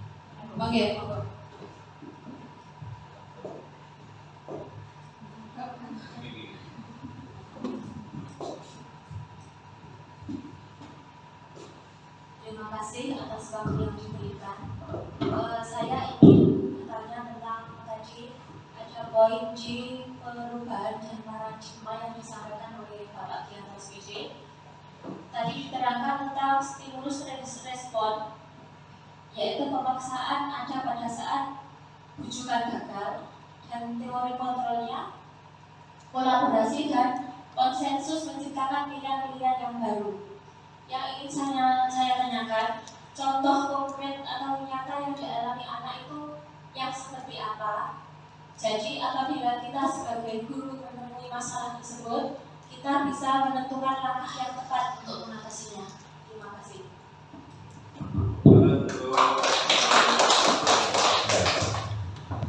pertanyaan yang bagus buat Bu Nini ya. Terima kasih. Di sisa waktu yang sedikit akan saya jawab. Pertanyaan Bu Nini ini sungguh luar biasa karena pada dasarnya kita semua itu mengalami hal-hal yang ditanyakan Bu Nini, di mana setiap anak itu mempunyai keinginan yang berbeda. Tak kala gurunya itu mempunyai keinginan yang berbeda juga dengan anak, akhirnya anak tersebut, guru tersebut kan memaksa. Ini lo kudune.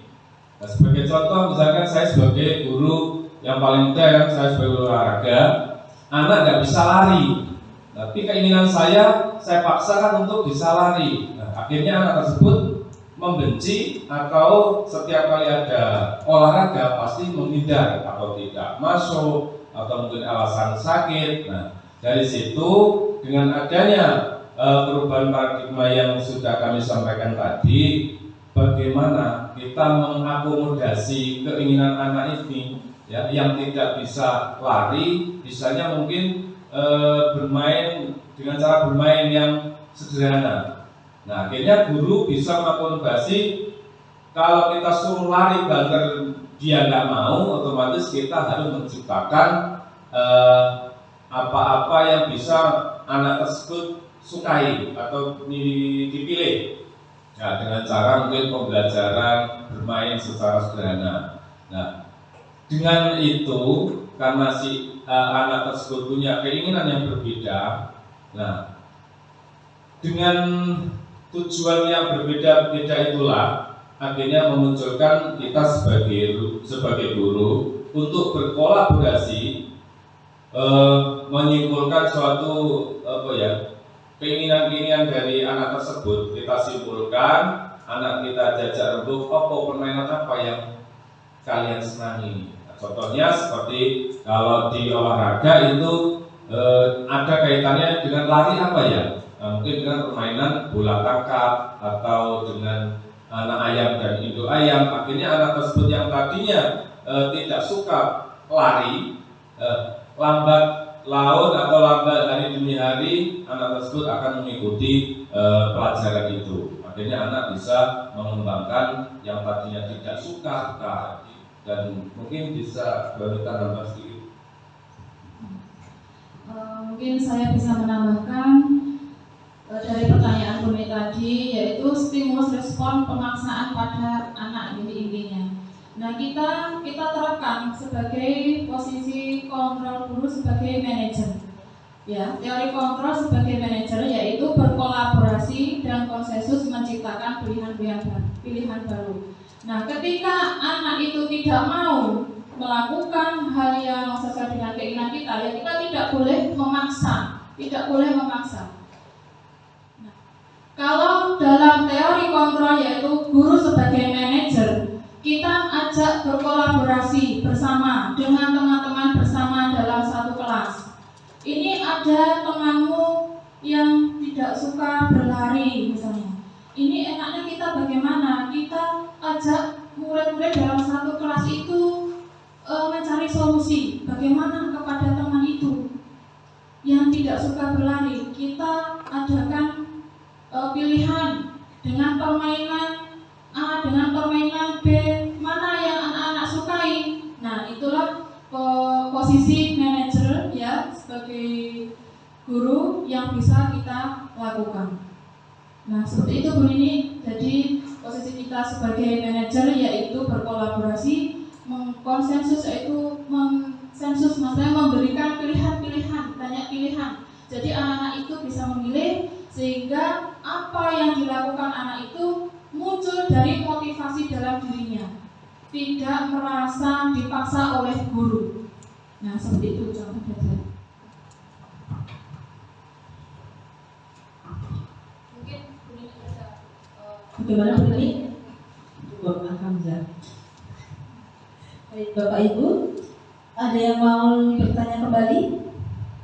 mungkin ada sharing Atau mungkin ada sharing pengalaman? muridnya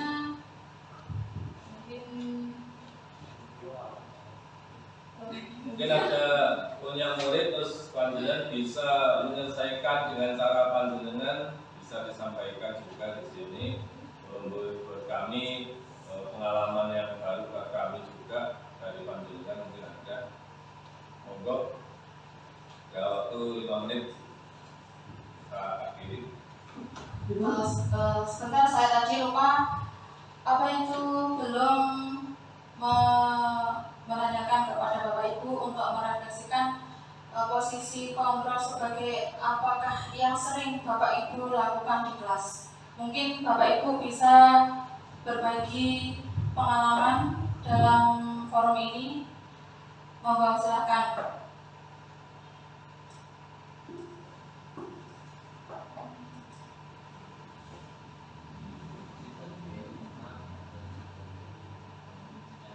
Yang paling sering.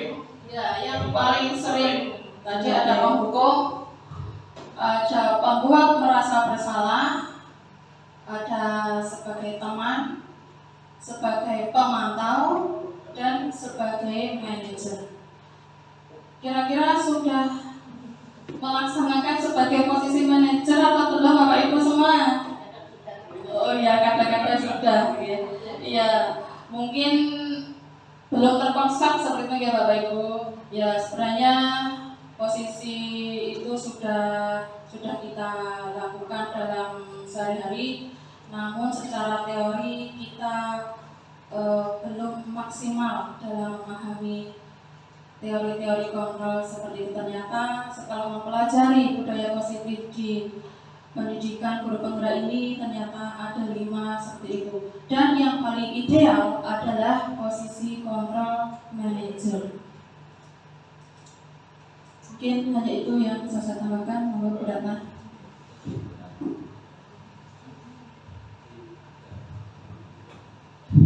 Sebelum kita akhiri acara hari ini, sebaiknya kita berdoa terlebih dahulu ya Bapak Ibu. Mohon Pak Tarno untuk memimpin doa. Bismillahirrahmanirrahim. Assalamualaikum warahmatullahi wabarakatuh. Waalaikumsalam warahmatullahi wabarakatuh. Ala dunia wa dunia insyaallah wa bismillahir Rasulillah sallallahu alaihi wasallam. Al-Fatihah. A'udzu billahi minasyaitonir rajim. Bismillahirrahmanirrahim. Alhamdulillahirabbil alamin arrahmanir rahim maliki yaumiddin. Iyyaka na'budu wa iyyaka nasta'in ihdinas siratal mustaqim siratal ladzina an'amta 'alaihim ghairil maghdubi 'alaihim waladdallin. Amin.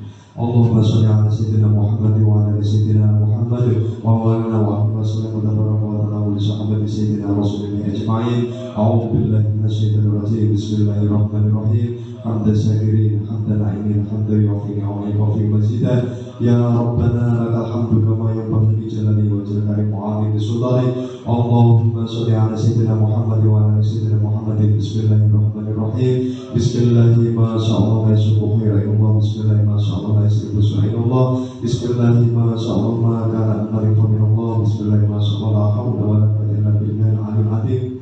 Rabbana zalamna anfusana wa in lam taghfir lana wa tarhamna lanakunanna minal khasirin. Allahumma inna nas'aluka ridhaka wal jannah wa na'udzu bika min sakhatika wan nar. Allahumma sallimna ya Allah, sallim dinana wa sallim qulubana wa sallim ajsadana sirata lana anta alaihi wa al-maghdubi alaihim waladdallin. Amin. Akhiran wa akhirun. Wassalamualaikum warahmatullahi wabarakatuh.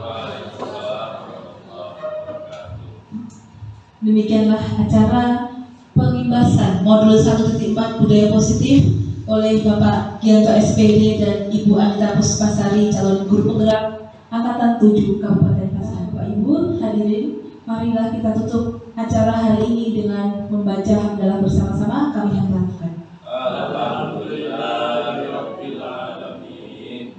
Terima kasih atas kehadiran dan partisipasinya. Kami ucapkan terima kasih. Wassalamualaikum warahmatullahi wabarakatuh. Waalaikumsalam warahmatullahi wabarakatuh.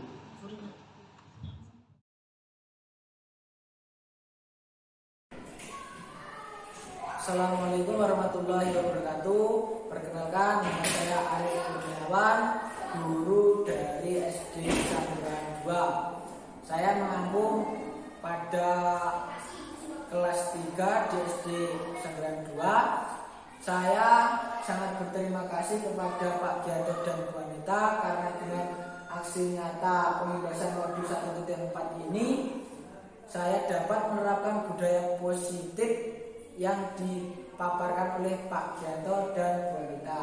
Semoga ilmu yang diberikan oleh Pak Gianto dan Bu Anita dapat memberikan pencerahan bagi saya untuk menerapkan budaya positif tersebut, terutama pada materi penerapan segitiga restitusi yang diberikan oleh Bu Anita dan Pak Gianto. Semoga ilmu yang diberikan dapat berguna bagi saya dan saya dapat menerapkan ilmu tersebut.